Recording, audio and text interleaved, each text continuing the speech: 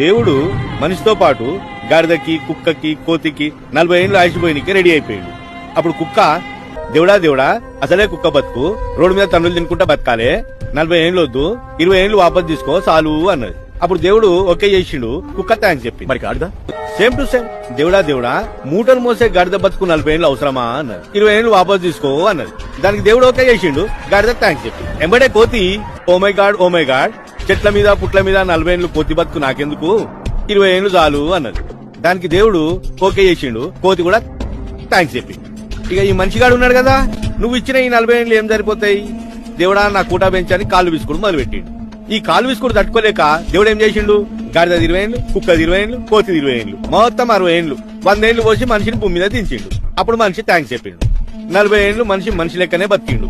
దా తర్వాత 40 నుంచి 60 కుటుంబ బరువు, పెళ్ళాన్ని పోషించాలి, పిల్లలను పోషించాలి, పిల్లలను స్కూల్లో దించాలి, తీసుకురావాలి, బరువులు బాధ్యతలు, అంతా గాడిద బతుకు. ఇంకేం మిగిలింది, కుక్క బతుకు. గాడిద లెక్క కష్టపడి సంపాదించిన ఆస్తులకి కుక్క లెక్క కాపలాగాయాల్సి వచ్చింది. కొడుకులు, కోడన్లు, మన్మలు, మన్మరాన్లు దావత్తులకు పోతే ఇంటికి కుక్క లెక్క కాపలాగాయాలి. వాళ్ళు పెడితే బుక్కడి తినాలి, లేకపోతే పస్తులు వండాలి. కుక్క బతికి ఇట్లా అయిపోయిందా, ఇంకా మిగిలింది కోతి. 80 నుంచి 100. కన్ను కనబడక, చెవులు వినబడక, ముడతల తోలు, బిత్తర చూపులు, చెంపలు లొట్టలు పోయి, నడుము వంగిపోయి, ఏ ఇంట్లోకి ఎవడొచ్చిండో తెలియదు, ఎవడు పోయిండో తెలియదు, ఏమి పీకలేక ముచ్చు ముఖం వేసుకొని 100 ఏళ్ళ